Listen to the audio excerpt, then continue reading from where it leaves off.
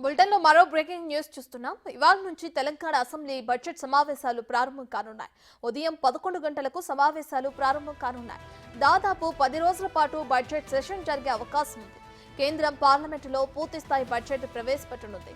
ఇక దీనికి తగ్గట్లుగా రాష్ట్ర ప్రభుత్వం కూడా ఈ నెల 25న పూర్తిస్థాయి బడ్జెట్ ప్రవేశపెట్టాలని నిర్ణయించింది.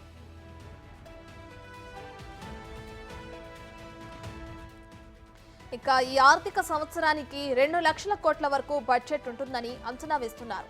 ఈ బడ్జెట్ ను ఈ నెల 25న జరిగే బడ్జెట్ సమావేశంలో ప్రవేశపెట్టనున్నారు.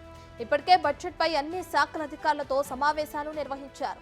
ఇక పార్లమెంట్ ఎన్నికల ముందు 4 నెలల కాలానికి ఓటాన్ అకౌంట్ బడ్జెట్ పెట్టగా ఇప్పుడు ఆ 4 నెలలు కలుపుకుని పూర్తి ఆర్థిక సంవత్సరానికి బడ్జెట్ ప్రవేశపెట్టనున్నారు.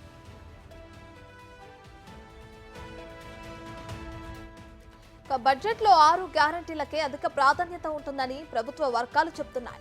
మహిళలకు ఉచిత బస్ సౌకర్యంతో పాటు 500కు గ్యాస్, ఇందిరమ్మ ఇళ్లు, రైతు భరోసా, రుణమాఫీకి అధిక నిధులు కేటాయించనున్నారు.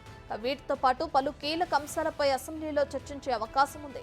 10 నుంచి 12 రోజుల పాటు జరగనున్న వర్షాకాల సమావేశాల్లో పూర్తిస్థాయి బడ్జెట్ కు ఆమోదం తెలపడంతో పాటు స్కిల్ యూనివర్సిటీ బిల్లును ప్రవేశపెట్టి ఆమోదం తీసుకోనున్నారు. అలాగే ఈ సమావేశాల్లోనే జాబ్ క్యాలెండర్ను కూడా ప్రకటించనున్నారు.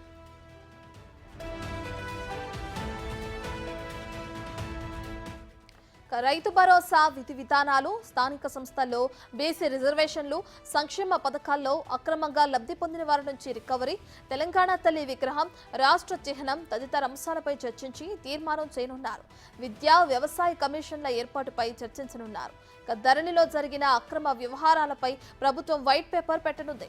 అన్నిటిపై సుదీర్ఘంగా చర్చిస్తూనే గత ప్రభుత్వ వైఫల్యాలను ఎండగట్టనుంది కాంగ్రెస్ సర్కార్.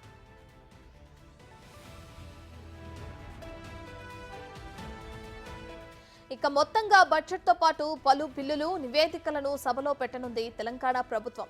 దాదాపు 10 రోజుల పాటు సభ జరపాలని డిసైడ్ అయిన నేపథ్యంలో గత ప్రభుత్వ వైఫల్యాలతో పాటు ప్రస్తుత ప్రభుత్వం చేపడుతున్న కార్యక్రమాలను ప్రజలకు తెలియజేసేందుకు ఈ సభా వేదికను ఉపయోగించుకోవాలని ప్రభుత్వం డిసైడ్ అయింది.